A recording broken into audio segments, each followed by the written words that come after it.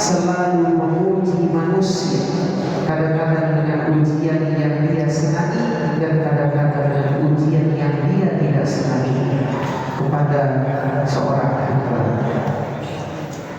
Wa nabluukum bisyarri wal khairi fitnah wa ilaina turja'un.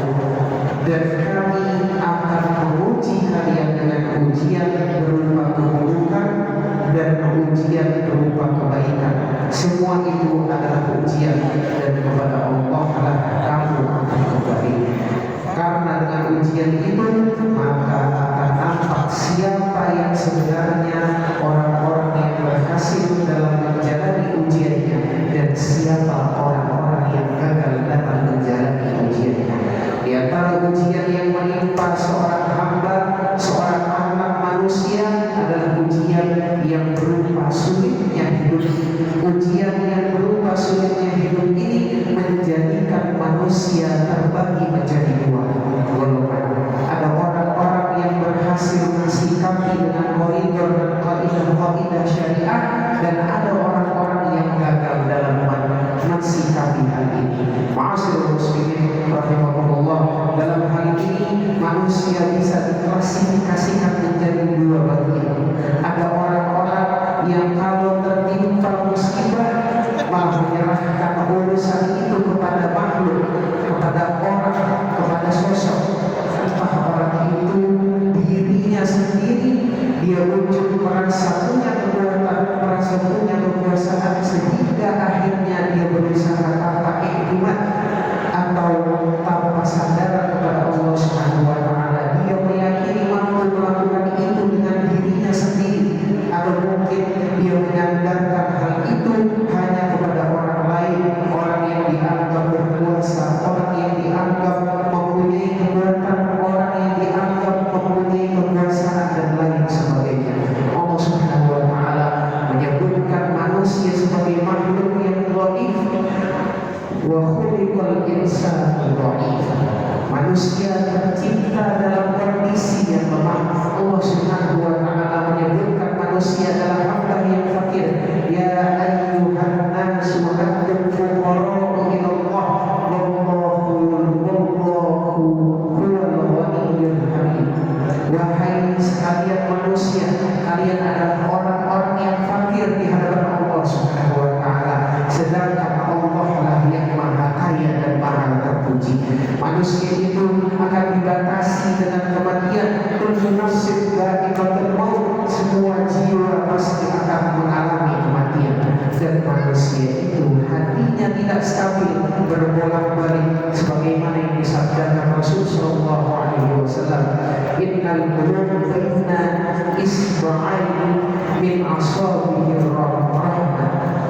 Bahwasanya hati manusia itu antara genggaman Allah Subhanahu wa taala. Allah yang membolak-balikkan hati manusia itu tergantung pada apa yang dia kehendaki. Ma'asyiral muslimin rahimakumullah.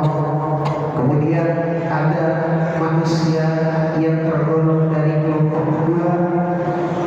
Apa? Siapa manusia tersebut? Manusia tersebut adalah orang-orang yang tatkala tertimpa musibah, tatkala dia itu tertimpa malapetaka, tatkala dia tertimpa kesulitan dalam kehidupannya, maka dia sandarkan hidupnya kepada Allah Subhanahu wa taala. Fa'anzalaha billah, dia pasrahkan itu kepada Allah Subhanahu wa taala. Bagaimana bentuk kepasrahan, bagaimana bentuk dia sandarkan itu kepada Allah Subhanahu wa taala, yaitu dengan cara yang syar'i, dengan cara yang syariah. Salah satu di antaranya adalah yang disabdakan oleh baginda Nabi Muhammad sallallahu alaihi wasallam, berjuanglah, bersungguh-sungguhlah untuk mendapatkan apa yang bermanfaat bagimu, dan meminta tolonglah kepada Allah Subhanahu wa taala. Jangan pernah berputus asa. Dia berusaha lalu berdoa kepada Allah Subhanahu wa taala, lalu menyerahkan urusan itu kepada Allah Subhanahu wa taala dengan tawakal, usaha yang kuat, karena Allah Subhanahu wa taala tidak akan menurunkan pertolongan kecuali dengan usaha. Itulah sunnatullah yang berjalan di dalam kehidupan ini. Berdoa kepada Allah Subhanahu wa taala, karena Rasul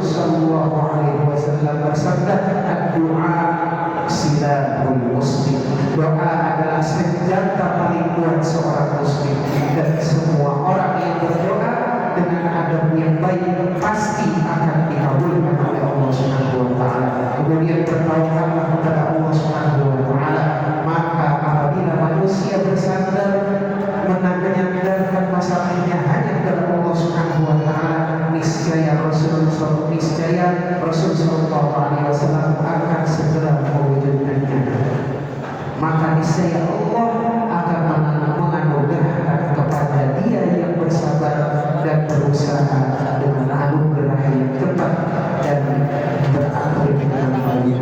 Para nabi tidak pernah merasa bosan memasrahkan segala urusannya kepada Allah Subhanahu wa taala, bahkan selalu merindukan kepasrahan dirinya kepada Allah. Beban-beban amanah dakwah yang diberikan Allah Subhanahu wa taala kepada para nabi, mengajak umat berbuat baik, menuntun ke jalan yang benar, menggunakan berbagai macam cara metode dilakukan, sebagaimana Nabi Musa berkomunikasi dengan Fir'aun dan lain sebagainya, dan akhirnya berdoa, Rabbi shrah li sadri wa yassir li amri wahlul 'uqdatam min lisani yafqahu qawli. Begitu pula Nabi Muhammad menangis berdoa tidak henti-hentinya di dalam malam perang Badar untuk kemenangan umat Islam. Ma'asyiral muslimin rahimakumullah, dalam kehidupan ini ada yang namanya kelahiran, juga ada yang namanya kematian.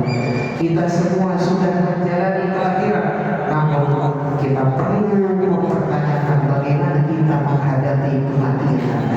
Apakah kita sudah mempersiapkan amal yang baik?